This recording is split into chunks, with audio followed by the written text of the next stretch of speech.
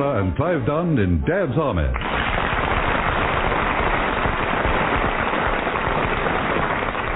Episode 15, Sorry, Wrong Number, featuring John Laurie and Ian Lavender, with this week's guests Graham Stark, Bill Pertwee, Pearl Hackney and Avril Angus.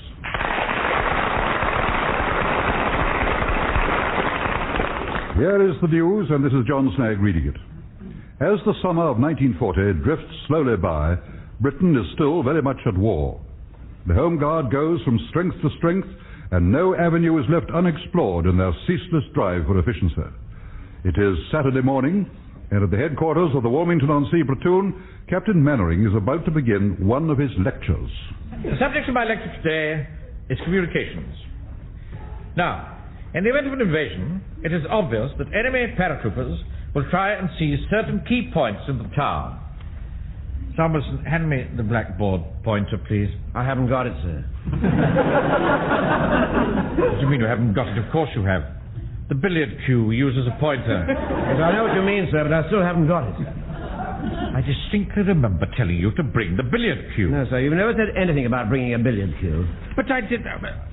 Oh, really? Would a table tennis bat do, sir?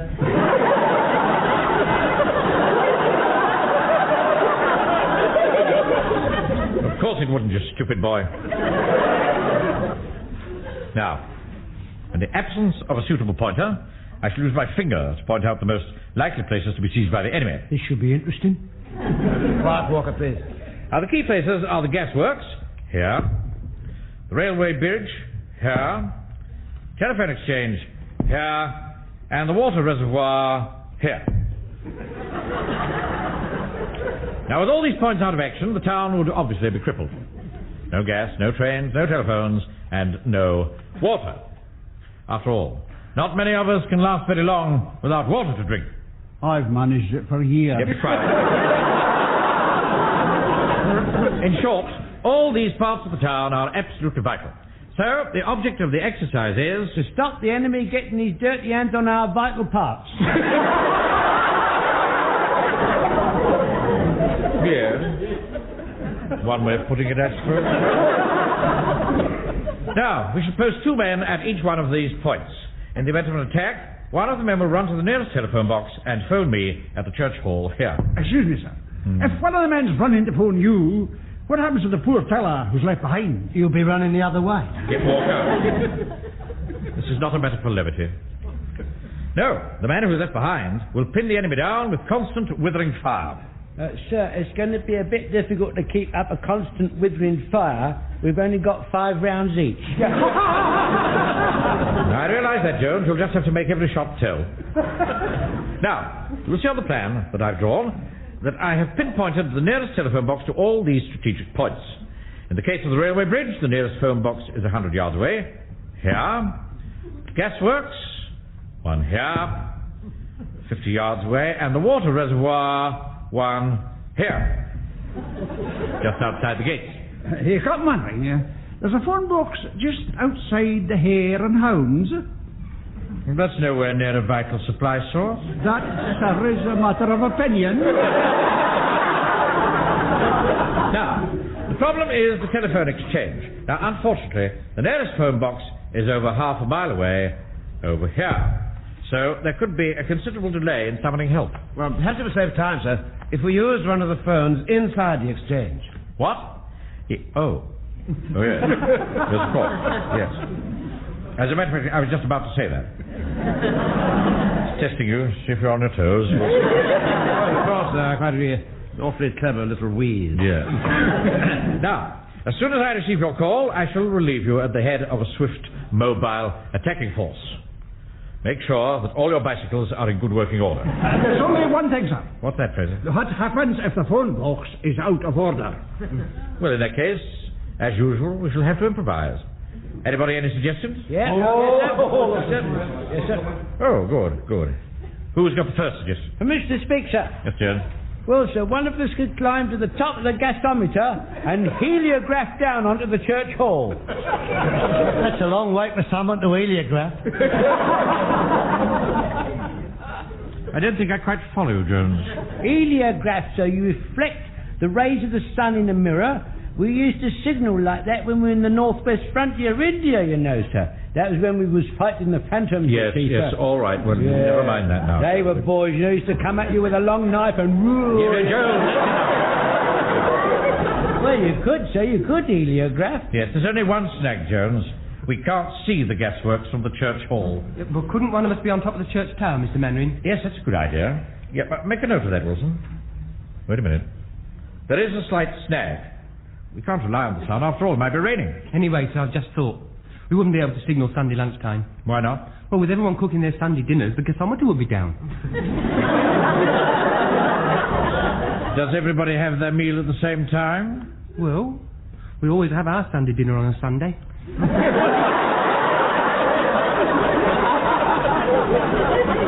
Mr. Speaker, why couldn't we shoot a hole in the top of the gasometer and then set light to it? See that for miles. I think you're getting into the realms of fantasy now, Jones. Oh, I don't know what he's talking about to you, Frazer. He asked for suggestions, didn't he? And what do you want to ask them for if you didn't want them? It's always the same with him. Yes, all right, Jones, all right. Let's start. Now, still assuming that all the phones are out of action, how would we signal? For Mr. Speaker. Yes, Jones. I know how we can signal from the railway bridge, sir. Just tap on the rails. You can hear that for miles if you put your ear on the line. Yeah. A train might come along and run over your ear. Don't be so silly. If you had your ear on the line, you'd hear the train coming, wouldn't you? Of course you wouldn't. You'd be listening to something else. You It wouldn't makes like a lot of noise. would you? All right. That's enough. That's enough. Sit down. Now, all this has stimulated a very interesting discussion. But in the meantime, we shall have to assume that the phone isn't out of action. I'm not allowed to use a public telephone box, Mr. Mainwaring. My mum says it's unhygienic. She says you can catch things from the receiver. You always hold it away from your face. I tried that once, sir, but I couldn't hear. So you've never really used a phone box? No, sir. Well, what do you do when you want to make a phone call? Uncle Arthur lets me use the one in the bank. Does he really? I don't use it very often, though. I'm very glad to hear it. Only when I phone my auntie in Scotland. Well, sir, I'll talk to you later. Mr. Mainwaring? Yes, Corporal Jones? I just wanted to say that I am not very experienced in using a phone box. You see, sir, I have spent a lot of my time in far-flung places.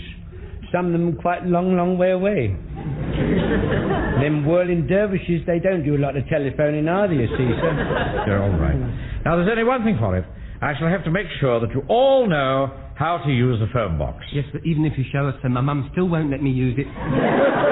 Surely, Pike, with the enemy pounding at our gates, you could run the slight risk of an infection. Well, I suppose so. I still don't like it, though. My mum says you get mastiffs in your ears. No.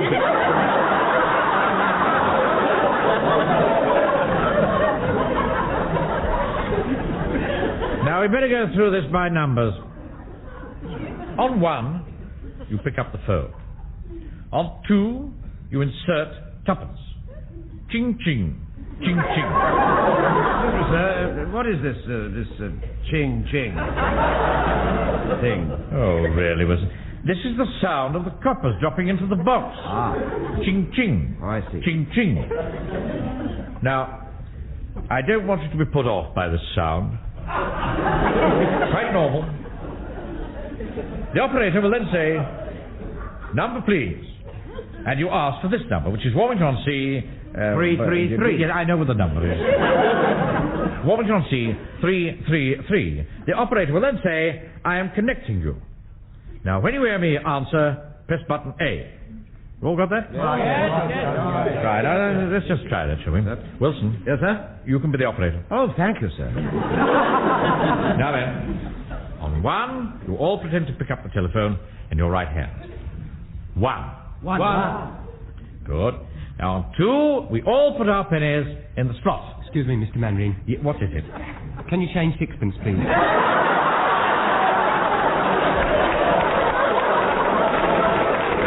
What on earth for? I haven't got 2 pennies. Stupid boy, we're just pretending. Now here we go then.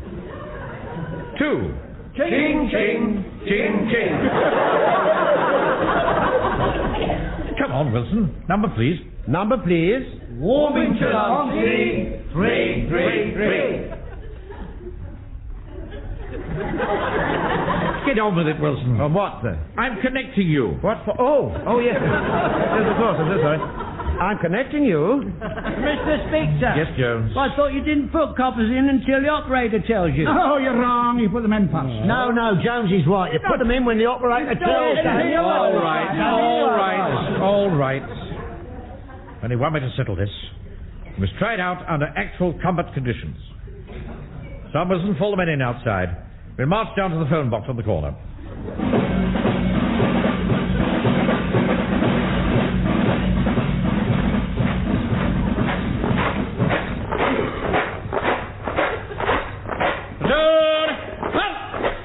Right, men. Now, I'm going to take you into this telephone box one at a time and make sure that you know how to use it. Right, Pike, you better come in first. Here you are. Well, give me room, boy. Right, now here are 2 pennies. I'll lift the receiver. Put it to your ear, it won't bite you. That's better now. I want you to make the call to the church hall. There won't be a reply because there's no one there to answer. So you press button B and get the money back. Yes, sir, yes. Good. Now put the pennies in. 1, 2. Oh, you were right, sir. They went ching-ching, just like you said. Number, please. Walmington-on-Sea. I've forgotten the number. Stupid boy. It's Walmington. Just a minute. Wilson! Yes? Just checking on the number. Walmington-on-Sea, 333, sir. Correct. Well done. Walmington-on-Sea 333. Walmington-on-Sea, 333. I'm connecting you. Now, let the phone ring for a bit. Then press button B and get the money back. Yes, sir. What have you pressed button A for?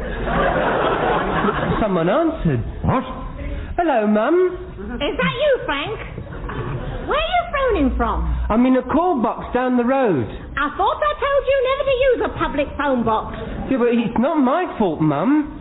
Mr. Mainwaring made me do it. Did he indeed? Well, I'll have a few words to say to him next time I see him. Oh, he's here with me now. Oh. Well, let me speak to him. Right. Mum wants to speak to you.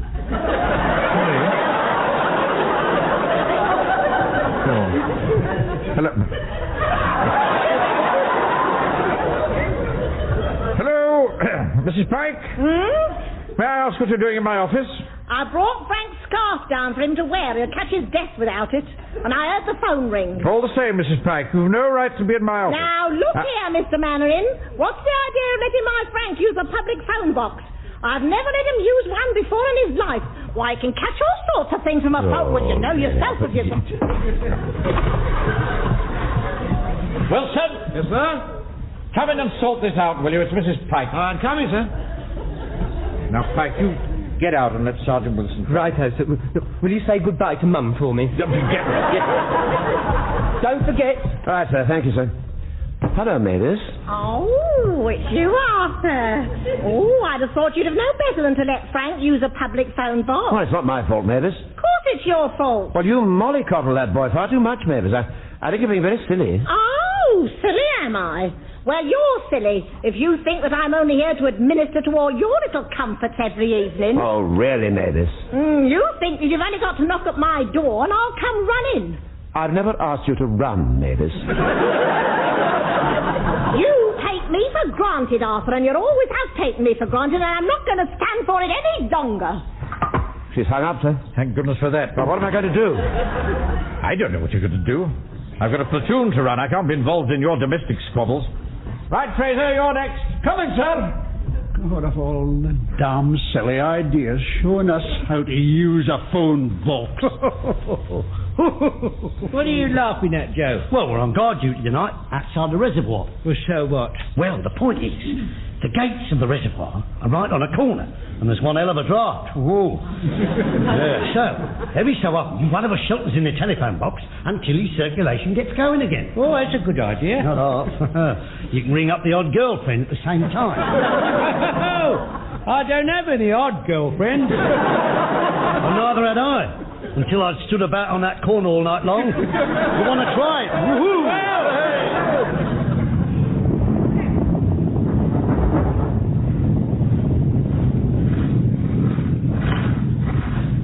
Come on, Jock. Get out of that phone box. It's your turn outside. All right, all right. Hey, listen to that lot. There's going to be a heavy raid on London tonight. Yeah, sounds like it. Right, well, you keep your eyes skinned, and I'm going to... Here, just a minute. Frazer. That one sounds a bit odd, doesn't it? Yeah, I think it's coming down. All right, I've got it. Here, there she is. She's just going down behind those trees. Snood, I think it's landed in the reservoir. Look at that. Smack in the middle of the reservoir. Here, is it one of ours? Or is it one of theirs? Theirs. It's a Dornier, of course. But what are we going to do? Remember what Captain Mainwaring said? One of us is to run and phone him while the other one keeps up a constant weathering fire. Well, if you're going to do that, you're going to need plenty of ammo, right? Here, you better take mine. Have you got tuppence on you? No, I haven't. Well, don't bother. I'll reverse the charges.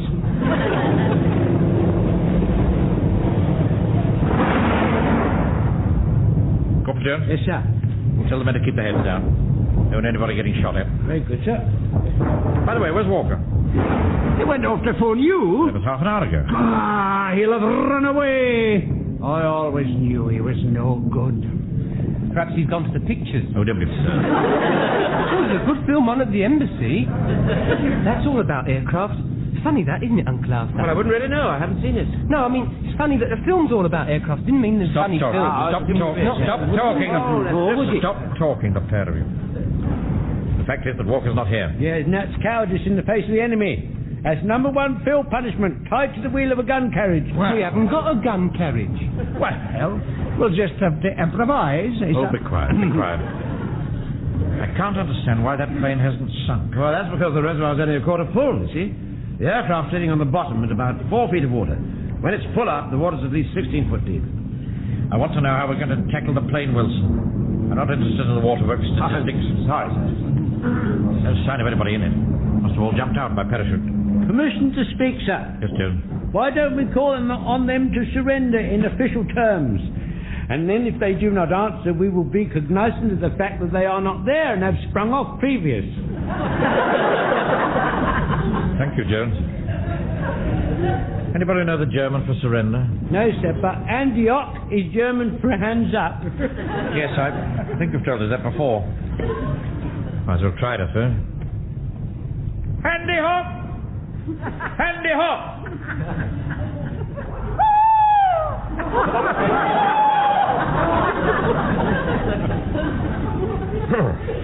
Too dark. Probably can't see us. We need something white to wave. Pike, that white scarf you're wearing. That'll do. Take it off. I can't take this off. Don't argue about it. Take it off at once. My mum was furious about this. She hasn't forgiven Uncle Arthur yet for what he said to her over the phone this afternoon. Oh, don't prevaricate, boy. Now then, in a second, I'm going to get Corporal Jones to wave the scarf. At the same time, I want you all to shout at once. Are you all ready? I will. Yes, sir. Right, Jones. Wave the scarf. Here I go, sir. Stand by, men. Handy hop! Permission to speak, sir. There is somebody in the plane. Look at my scarf. Look, Uncle Arthur, it's shot full of holes. All through. Bloody cheek. I've never heard you swear before, sir. I never felt like this before, Wilson. Damn foreigners. Coming over here and then having the cheek to fire on us. About time they were taught a lesson. We'll show them. They're up against us now, people with guts. Jones, go and phone GHQ for help. Yes, sir, yes, sir. Yes, sir. I'm going now, sir. Yeah, wait a minute. So, what is it, sir? You don't know the number. I do, sir, I do. It's Walmington-on-Sea, 333. Don't be ridiculous. That's the church hall. No good phoning there. We're all here. Oh, yes. Sir, sorry, sir. Now, look. I've written the number down on this piece of paper. 166. You got that? 166. Now, that's a secret number, so immediately after you've used the phone, destroy it. The post office aren't going to like that, sir. Not the phone, you idiot. The piece of paper. Yes, I understand, sir. God's sake, go, Jones, and good luck. The rest of you spread out and keep your heads down. Oh. Now, let's see. Now, what was the number? Where's that bit of paper? Yes. Right, yes. That's right. 991. That's it, 991. Number, please.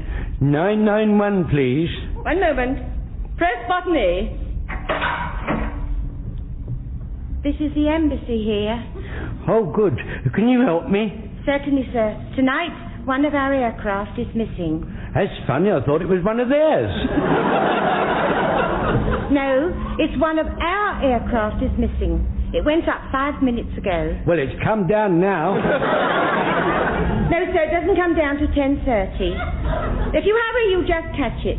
Eric Portman and Gucci were visiting it. Really? Well, why are they shooting at us? No, sir, they're not still shooting. They finished some time ago. They're not finished? Well, they're shooting right now. Can't you hear them? Listen, if my mates don't get off too sweet, they'll be in dead trouble. They've got to have help. Now, look here, you. If you don't get off that phone, I'll send a policeman round. I need help. You're telling me.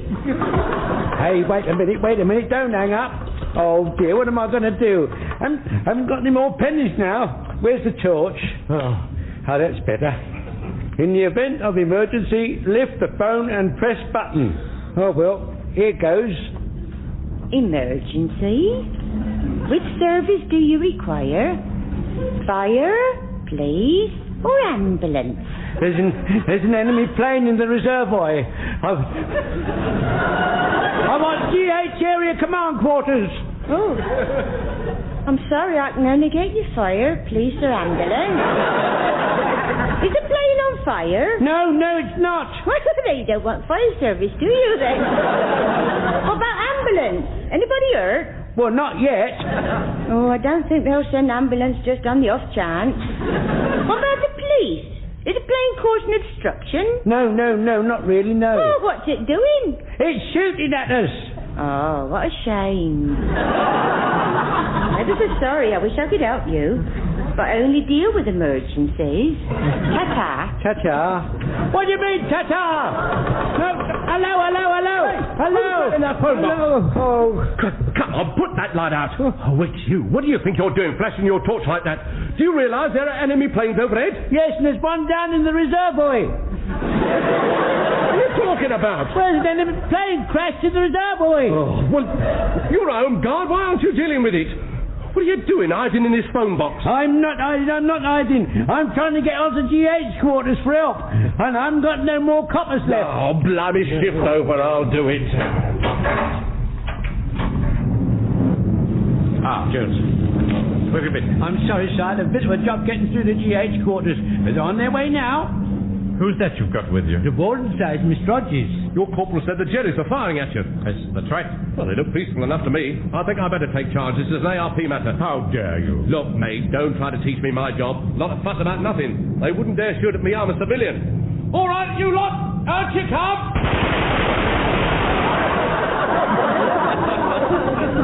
Yes, well, I'll leave you to it then, Mainwaring. Come back here.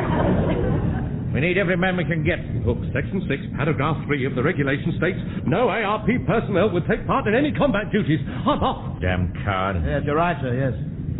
Well, let's hope the army gets here quickly. I don't know how we're going to get those Germans to surrender. They could hold out for days. I think I know how we could do it, sir. If one of us... Excuse me, sir. Here comes somebody now. Ah, good. Good evening. I am from GHQ, Lieutenant Hope Bruce, Coldstream Guards. Captain Mainwaring, Home Guard. This is Sergeant Wilson. How do you do? How do you do? Are they still shooting out there? Yes, sir. They've been keeping it up for the past hour. Oh, yes. that's not very nice. Right, Captain Mainwaring, you'd better get your men back out of the way. We can't expect home guards to tackle a situation like this. It's a job for the regular army. Well, we've managed all right up to now, sir. Managed what? They haven't surrendered, have they? Get your men out of here while I give orders to my men. Young pipsqueak. Hello, what's that? Where, sir? Over there, running this way through the bushes. Gosh, I think it's walkers. I suspect the film's finished. Be quiet, Pike.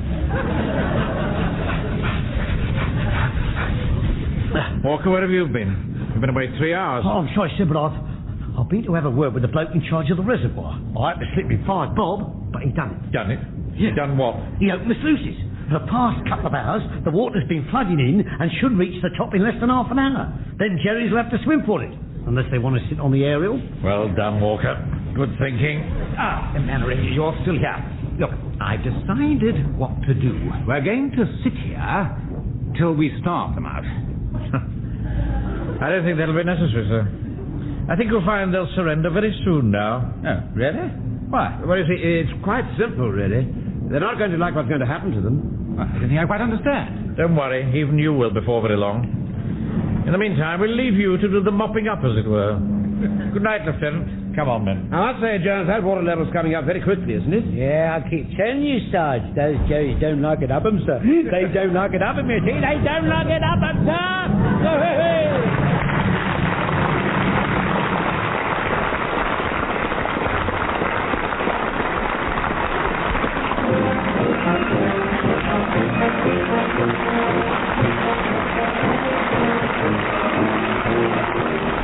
In that episode of Dad's Army, from the original television series by Jimmy Perry and David Croft, you heard Arthur Lowe as Captain Mainwaring, John Lavender as Sergeant Wilson, Clive Dunn, Corporal Jones, John Laurie, Private Frazer, Ian Lavender, Private Pike, Graham Stark, Private Walker, Bill Pertwee, ARP Warden, Pearl Hackney, Mrs. Pike, Avril Angers, the telephone operator, and John Forrest as Lieutenant Hope Bruce. Story, Wrong Number, was adapted for radio by Harold Snoad and Michael Knowles and produced by John Dice.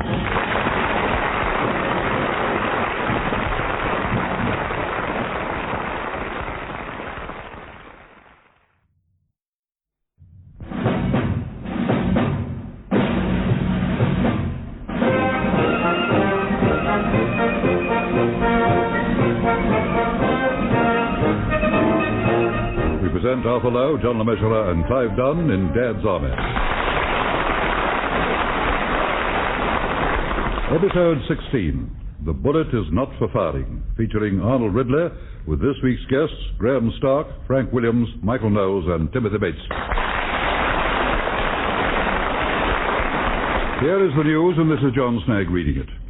As a consequence of incessant heavy raids on Britain by the German Luftwaffe, that ever-vigilant band of men, the Home Guard, send out their patrols ready to catch any enemy parachutist foolhardy enough to land on British soil. At the Command Nerve Centre, the Vicar's office, and the Church Hall at Walmington-on-Sea, the platoon commander, Captain Mainwaring, and Sergeant Wilson eagerly await the return of their patrol.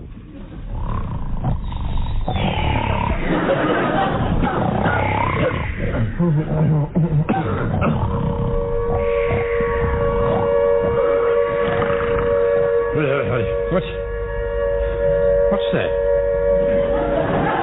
It's the all clear, sir. Good heavens, Wilson. What time is it? It's about 6 o'clock, sir. 1800 hours, eh? No, sir, that's at night. Well, isn't it night? No, it's the morning. Oh, is it? Did you drop off, sir? No. I thought you did. I mean, your eyes were closed. I was just resting them, Wilson. I wasn't asleep. Very far from it. Yeah. Well, you see, with all the responsibilities you have, sir, I wouldn't blame you for taking 40 winks. I did not take 40 winks, Wilson. Well, I'm sure you were 100% alert all the time, sir. I was. Even if you were snoring. That's enough. Patrols will be back soon. Go and get the kettle on. Sir? You got any matches? Well, there should be some out in the hall. Right. After you, sir. They need a hot drink, poor devils, after being out all night. You know, I think it's a bit absurd, you know, the way they get us to stand to, just because someone reports seeing a parachute. I mean, who says the hit wasn't one of our pilots, anyway? Well, that's hardly likely, is it? Well, could you pass me the kettle, please? Here you are. Thank you. I mean, we shoot down literally hundreds of their planes, but you'll notice that you very rarely read about any of ours being shot down, do you? No, we don't read about it, sir, no, sir, but surely common sense tells you it must happen sometime. I don't want any of that sort of talk here, Wilson. Some of those planes on their way back to Germany were obviously stricken. One was practically touching the rooftops. The one that was loosing off his machine gun. From the smell of it, I think they must have hit the gasworks. You haven't let the gas ring. Haven't we? Oh dear.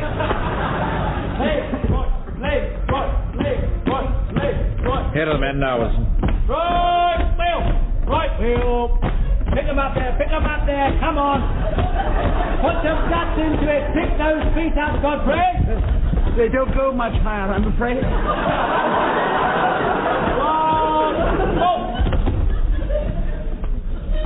Squad reporting back from patrol, sir. Very good, Jones. Now, just hand back the ammunition. Well, we haven't got none, sir. You haven't got none? What have you done with it? Well, I have to report, sir, that we engaged an enemy plane with rapid fire, sir. You did what? It was so low you could almost touch it. Jones here was fixing his bayonet. Are you sure it was one of theirs, Walker? Positive, Sarge. Definitely. Yes, so we let him have it right up, sir. And, sir, I have to report he did not like it, so he did not like it. They don't like it, you know, sir. And he was weaving from side to side, and then he disappeared with black smoke coming from his engine nasals, sir. Oh. You mean you think you shot him down? Well, either I saw those two Spitfires on his tail. Very serious, Jones. You know perfectly well we only have 5 rounds each. If the enemy flings himself upon us tonight, this platoon will have to stay indoors, won't it? No, so we've still got the bayonets, haven't we? And I still have my rounds, sir. Oh, how's that, Godfrey? Well, you see, I put them in a little pocket in my camel hair cardigan. By the time I'd undone all the buttons on my overcoat and that dress blouse, the plane passed out of sight. Yes, well, one hardly knows whether to be pleased or sorry about that, does one? The buttonholes were awfully small on those greatcoats. I don't know whether anything can be done about it. I know a geezer will fix that for you in a jiffy. Charge you $1 each. It's very reasonable to me for new buttonholes. He doesn't do that. He files down the old buttons. That'll do, Walker. We'll have to report this to HQ, Wilson. Meanwhile, attend to your rifles. The kettle's boiling. Some tea. Good. That's good news. I'm absolutely dying for a cup of tea. Tea comes later, Godfrey. Our first thought must be for our weapons. They need pulling through and boiling out. Here, hold on a minute. We're all gasping. We've been on stag all night. We've been on our toes all night too, haven't we, Sergeant? Yes, sir, in a manner of speaking. Now, we're a front-line fighting unit. Our first thought must be for our weapons. They get the first water, pull them through, and boil them out. Right, that'll be all. I must go and make a report to HQ. Carry on, Sergeant. Right, sir. Right, fall in, you chaps. Here, what a lot of bull, Jonesy, eh? The insides of the rifles can wait. The inside of me can't. I don't want none of that balsy talk, you know, Walker. We'll do what Captain Mainwaring says, even if it is a lot of bull. All right, well, start pulling your rifles through, you chaps, will you? Well, could have let us have a cup of char first. I mean, it's not as if we were regular soldiers. They can fall into kit after being on standby all night. We've got to go and do a day's work. You don't call what you do a day's work, do you? Here, now listen. That whiskey you get every week don't fall off the lorry on its own accord, you know, Jonesy. It has to be sort of pushed. Yeah. Well, it comes very hard when you have to work with a brain like I do. Oh, come off it, eh? I mean, all you have to do is give a couple of good wallops with your chopper and keep your fingers out the way. That's all you know, Joe. You want to try it sometime. Here I am with a long roll of boned rib. I'll have 3 books, she says. That's 3 1 and 8 at 2 and 2 a pound. Now, where do I slice it? That's the point. Where do I slice it? Go on. You do what you always do. Give them short weight and put your hand on the scales. That's liable, that is liable. Look, never mind about that. Just get your pull through into the barrel and stop moaning. You shouldn't make charges that you can't These barrels are getting smaller, aren't they? Aren't they, Godfrey? Anything the matter, Mr. Jones? Well, I can't put my pull-through stuck in the barrel. Oh, dear. I I don't been quite sure how to use those things. Sorry I can't help you. No. You know, it's quite simple, Godfrey. Look, you've got a piece of string with a weight on the end, right? Oh, yes, I understand that, Mr. Walker. Good, we're making progress. Now, on the other end of the string, you tie a piece of 4x2. Why is it called 4x2? Because it is a piece of cloth measuring 4 inches by 2 inches. That's very clever, isn't it? No, not really. Anyway, now, see, look, you drop the weighted end of the string down the barrel, see? There you go. Right, now, when it comes to the other end, you pull it, see? And a piece of cloth comes through the barrel, leaving it bright and shiny. Oh, thank you. That's most helpful. Well, mine isn't coming through all bright and shiny. Here, let's have a look. Oh, blimey, Jonesy, what you got on the end of this pull-through? One of your old nightshirts? Hey, hang on a minute, I'm just going to have a word with Mr. Mainwaring.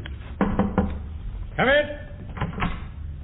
Yes, Walker? Oh, this ammo, I think I can get it for you, sir, under the counter, like. No, Walker, thank you very much. Quite out of the question. But how much will it cost? Oh, well, it'll come out about a bob around, Mr. Wilson. No, we couldn't possibly do that. Well, where does it come from? Oh, that's easy. There's an Irish battalion at Gateshead. Well, surely they don't sell that ammunition. You get up the booze at 10 o'clock on a Saturday night, they'd sell you the Pope. Right, that'll be all, Walker. Go and boil your rifle. Oh, well, sorry I spoke. Well, if it's the money you're worried about, sir, I expect we could have a whip round. I won't hear of it, Wilson. It's dishonest. Well, would you object if I got Walker to sort of hire it? What are you talking about? Well, perhaps he could get it on sale or return, you know. What we don't use, we could send back. Look, Wilson, this is war, not the Rotary Club dance. I better see how the men are getting on. They seemed a bit truculent when they came off patrol. Well, I think they're just a bit tired and thirsty, sir. Yes, I better go in and boost their morale. Well, I wouldn't if I were you, sir. You know, Wilson, I sometimes wonder if you have the stomach for this job. Yes, well, there, of course, you have the advantage of me, sir.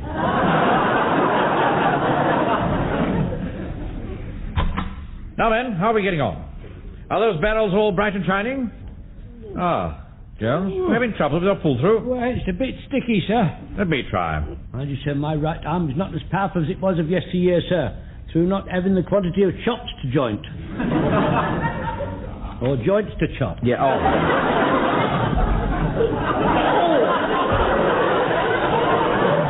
What have you got on the other end of this pull-through? I think it's just a possibility it's got knotted, sir.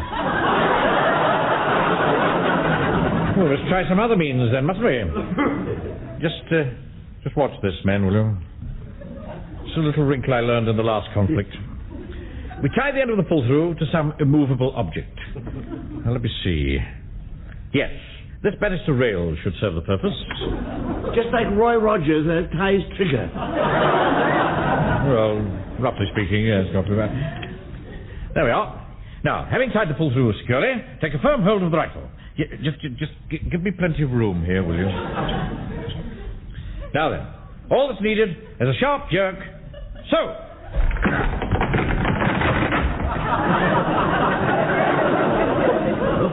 Oh dear, I don't think the vicar's going to like that hole in his banister.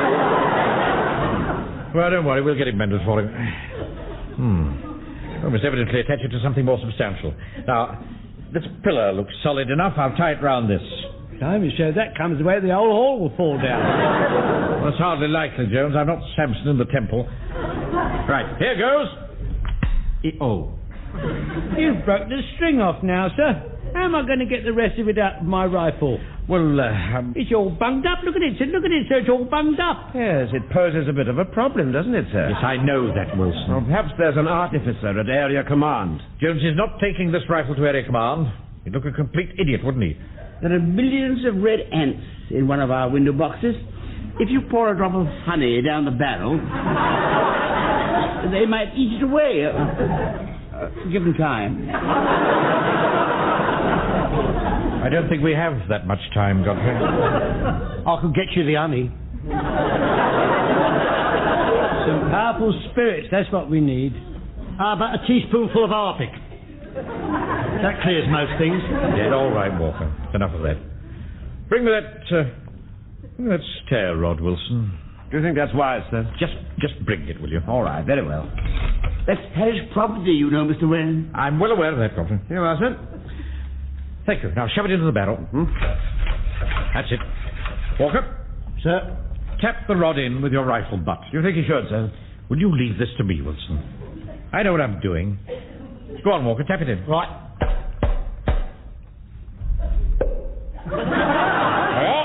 That's shifted it. There's your rifle, Jones. Let's take the rod out, and it's as good as new. Thank you very much, sir. Now listen to me, Ben. When you leave here this morning, I want you to go back to where you shot at that plane and collect as many used cartridge cases as you can. I shall need them to get replacements from headquarters, so bring them in when you parade tomorrow. Excuse me, sir. What is it? We've got a bit of a problem. Having got rid of the blockage from Jones's rifle, the question is, how do we get the stair rod out of the barrel? What? I'm afraid it's stuck, Mr. Mainwaring. Oh, yes. Well, you'll just have to take it to an artificer at Area HQ. Well, what shall I tell him, sir? Oh, well, you'll just have to say that you did it during bayonet practice. Tell him you missed the target and ran onto a stair rod. I think that sounds reasonable enough, don't you, Wilson? Oh, yes, sir, yes. I'm sure it happens all the time.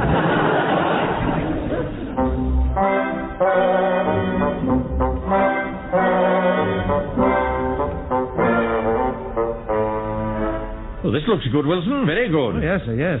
The men have found nearly 50 cartridge cases. I must put them somewhere safe. I shall need these as evidence. Evidence? At the court of inquiry. Oh, what, sir?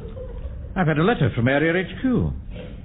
They're sending down 2 officers to set up a court of inquiry to inquire into the circumstances of the loss of 75 rounds of 300 ammunition. Oh, dear. Oh, dear, oh, dear, oh, dear, oh, dear. Oh, dear. What's the matter with you? Nothing at all, sir, no. It's just that for a few paltry bob we could have hushed it all up. My motto is, and always has been, honesty is the best policy. Yes, well, I would have thought that one about using a steamroller to crack a walnut would have been more appropriate to the occasion, sir. Yes. I shall warn the men on parade early to get the hall ready for the court of inquiry. Very good, sir.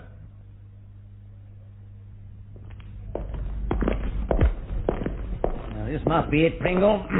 St. Aldham's Church Hall, eh? Is that the Walmington-on-Sea platoon's HQ? Well, apparently. I must say, Marsh, it doesn't seem quite like the General to convene a court of inquiry about a little thing like this, does it? The General didn't want to. It was that pompous little captain fellow, wasn't he? Mainwaring. We just asked quite politely why he needed more ammo. He started to get all regimental, saying he didn't want to cover anything up. That's a damn nuisance.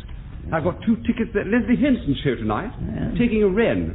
Yeah. Is she commissioned? Not really. No. She's a sort of midshipwoman. No. Trust the Navy to think of something like that, eh? We'll cut it short then, eh? You bet. I want to get back. I'm having a 5-shilling utility dinner at the Ritz. I'm taking a fanny. Commission? I don't know. They all look alike to me. Come on.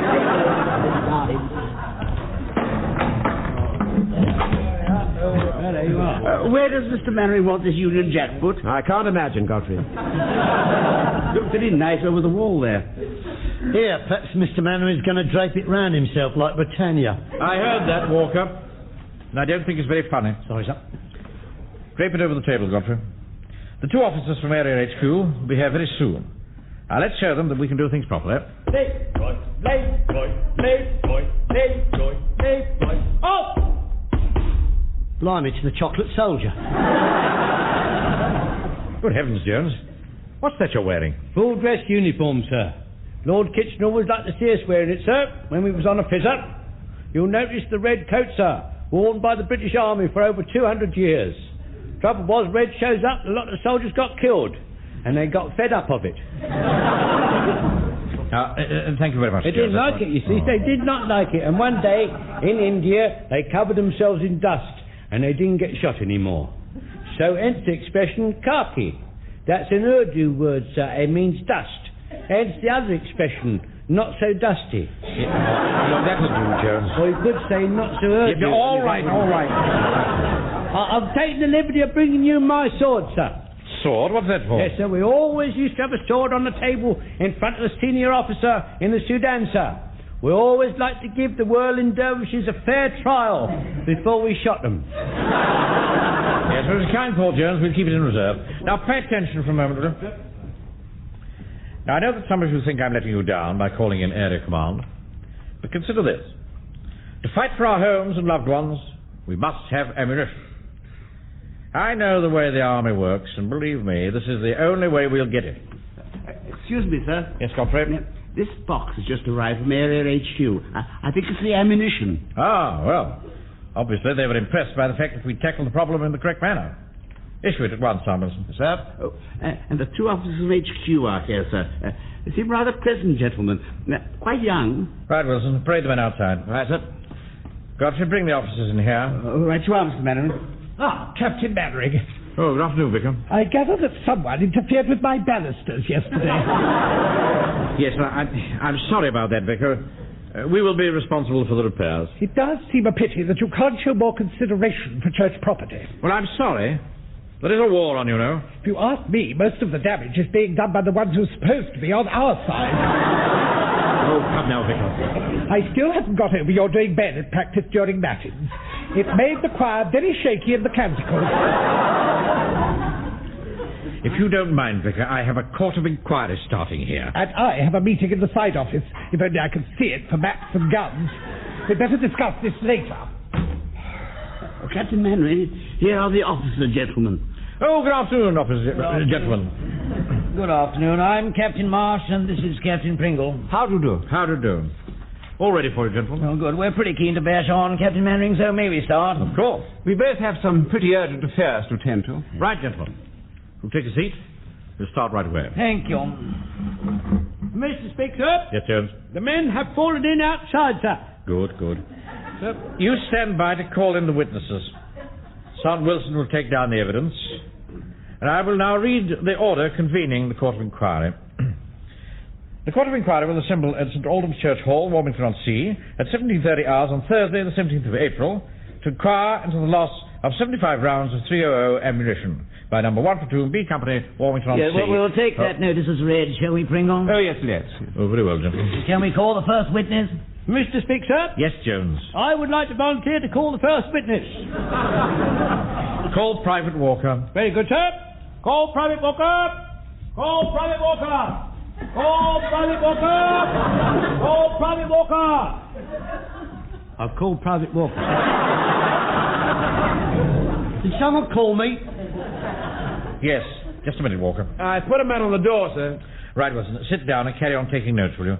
Now, Walker, let's get started. Yes, sir. The witness is ready for you, Captain Marsh. Thank you. What's your name? Joe Walker, sir. Wholesale supplier, scrap dealer and private. What happened? Yeah, just excuse me, Captain Marsh. Shouldn't the witness be on oath? Well, he doesn't have to be, but I suppose if you want it that way, you can swear him. It's my experience, gentlemen, that if you do a thing the right way, there are no comebacks. Hand me the Bible, Wilson. I haven't got one, sir. You haven't got one. I told you to provide a Bible. You never said a word about a Bible. I distinctly remember telling you to bring a Bible. When I told you to order the extra milk. Here, I know what I can lay my hands on one, Captain Mainwaring. A quid. Gold letters on the back, authorised version, no rubbish. There's no time for that, Walker. We're allowed to take evidence without oath. Why don't we just get on with it? Well, under the circumstances, I think perhaps we should. Here, Mr. Mainwaring, if you want to play it my way, I can lay my hands on 75 rounds at 8 o'clock tonight, £2.10. Continue with your evidence, Private Walker. Take this down, Wilson. Right, sir. Oh, well. We were swanning around by the waterworks like, minding our own business, when out comes this dirty great idol. Look at that Jonesy, I says. Jonesy's a cook, you see. Just a minute. Do you mind? Excuse me. What is it now? Well, you see, I'm supposed to be taking all this down, do you understand? And I've only got as far as swanning around. We've got the gist of it. Carry on, Walker. Right, well, look at that, I says. What says Jonesy? A big angle, I says. Where, he says. There, I says. I can't see it, he says. His eyes being on the blink, of course, him being the age he is. Of course, he's over 70, you know, and a little bit deaf. I've heard that. All right, Judge, I think you'd better wait outside. Yes, right, sir, I will. I'll wait outside, sir. Right, sir. Thank you very much, sir. I shall be on my way outside, sir. Thank you, sir. Just going outside, sir. Sir. Oh. Now, Walker. Just, Mr. Mainwaring? Yes? I'm outside now, sir. Now, Walker. Just tell us about the shooting as quick as you can. Yes, sir. Sorry, sir. So, we shot at him. I'm afraid we'll need a teeny-weeny bit more detail than that. I was giving him more detail, wasn't I? Look, now, suppose we take it from the point where you loaded your rifles. Good idea, Wilson. We loaded them before we left the hall. Who gave the order to fire? Jonesy. Corporal Jones. Put that down, Wilson. Jones gave the order to fire. I think we're getting somewhere now, gentlemen. Oh, praise God in His holiness. What in heaven's name is that? Excuse me, gentlemen. I'll deal with this. Excuse me, Vicar. Vicar! Just a moment, ladies and gentlemen. What's the matter, Mr. Mainwaring? I've got a very important court of inquiry going on in the hall, and I can't have all this. I beg your pardon, Mr. Mainwaring, but it is the church's hall, you know. No, it isn't. It's been requisitioned. Not this office. This is still church property. We can't carry on in there with all this noise. If you can do your blood-curdling bayonet practice during my responses, I can do my jubilati during your inquiry. Now listen, Vicar. You and I are standing shoulder to shoulder, facing a common enemy. Can't we cooperate? Oh, very well. We'll do something quiet. The nunc dimittis. Lord, now lettest thou thy servant depart in peace. Nothing personal, Mr. Mainwaring. Thank you. Well, I've dealt with that. I don't think there'll be any more interruptions. Right, Wilson. Stand by two. Stand by the sandbags. Stand up pump. Set your party. Falling behind the scout hut. All right, sir. It's all right. It's all right. It's not a bomb. It was thunder. What? I'm sorry about that. Shall we continue, gentlemen? Oh, yes. Thank you, Captain Mainwaring. What's going on, Joan? Excuse me, sir, but the men are refusing to wait outside on account of they're getting soaked to the skin. Should we adjourn for half an hour, gentlemen? Great Scott, no. I definitely think we should continue. We can't have all the witnesses listening to each other. Well, look, why don't Corporal Jones of the platoon demonstrate to us precisely what took place? I say, what a wizard idea. Well, thank you, Pringle. Very well. Corporal Jones, show them what happened. Well, Captain Mainwaring, when I saw the plane, sir, I remembered all you taught us about engaging enemy aircraft.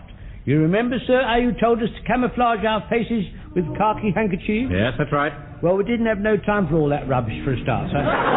Then you said we was to scatter. Well, we did that all right, sir. And then I gave the order. Well, go on. Oh, Captain Mainwaring, I think I'm going.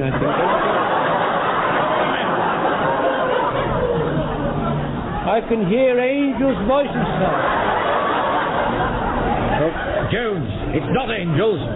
It's the choir in the side office. I thought the harmony was a bit ropey. Excuse me, sir, but am I supposed to be taking all this down? For God's sake, no! What happened next? Oh, well. We remember what you taught us, Mr. Mainwaring. That's right, we did. Cock, I said. I beg your pardon? Cock your rifles, I said. Go on, lads. We'll show 'em. Rifles up, I said, just like you said, sir. Swing with the plane, lads. Swing with the plane. Aim in front of it, just like you said, sir. Then I gave the order, shoot. Oh, no. No, not shoot, Jones. You should have called fire.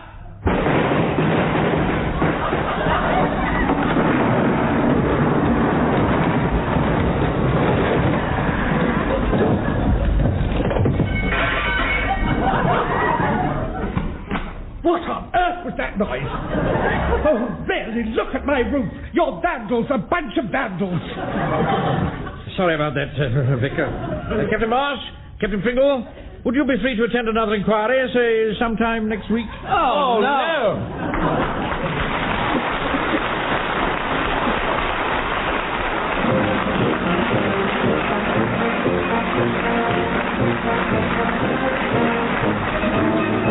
In that episode of Dad's Army from the original television series by Jimmy Perry and David Croft, you heard Arthur Lowe as Captain Mainwaring, John LeMessurier as Sergeant Wilson, Clive Dunn, Corporal Jones, Arnold Ridley, Private Godfrey, Graham Stark, Private Walker, Frank Williams, the Vicar, Michael Knowles, Captain Pringle, Timothy Bateson, Captain Marsh, and all the choir by John Whitehall.